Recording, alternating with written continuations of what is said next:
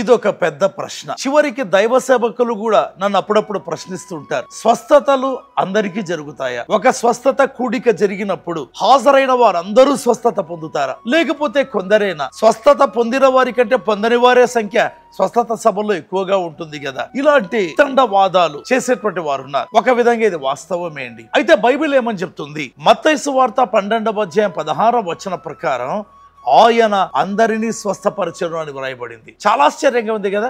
యేసు ప్రభు అందరినీ స్వస్థపరిచాడు. కొత్త నిబంధనే కాదు, పాత నిబంధనలో గమనిస్తే ఆదికాండము 20వ అధ్యాయం 18వ వచనంలో అబ్రహాము సంఘటనలో యెహోవా ఆ స్త్రీల అందరి గర్భములను మూసి ఉండనని వ్రాయబడింది. అయితే పై వచనంలో ప్రభు వారిని బాగు చేశాడు, అందరిని గర్భాలు మూసేశాడు. అయితే అబ్రహాము ప్రార్థన చేసినప్పుడు ఏం జరిగింది?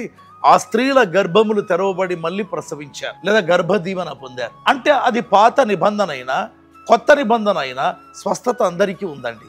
ఎందుకంటే దేవుడు పక్షపాతి కాదు. అయితే లూకా సువార్త 4వ అధ్యాయం 27వ వచనంలో యేసు ప్రభు ఒక మాట అన్నాడు, ఎలీషా కాలంలో కుష్ఠరోగులు చాలా మంది ఉండినా నయమానుకే స్వస్థత కలిగింది అని చెప్పాడు. ఎందుకండి? మరి ఒక ప్రక్కేమో అందరికీ స్వస్థత, అదే ప్రభు చెప్తాడు అందరికీ కాదు ఒక నయమానుకే కదా జరిగింది అంటున్నాడు. ఈ రెండింటి మధ్య మన ఆలోచన ఏ విధంగా ఉండాలి? వాక్య ప్రకారం అందరికీ స్వస్థత ఉంది. అయితే ఆ స్వస్థత నీవు అందుకోవాలి విశ్వాసము ద్వారా, పాపక్షమాపణ ద్వారా. విశ్వాసము ద్వారా ఈ జబ్బును ప్రభు తొలగించగలడు అనే విశ్వాసం. రెండవదిగా ఏ వ్యాధి గుండా ఒకవేళ ఆ జబ్బు వచ్చిందో ఆ పాపములు ఒప్పుకోవడం. అప్పుడు అందరికీ స్వస్థత కలుగుతుంది. ప్రభు మీతో మాట్లాడుగాక. ఆమేన్.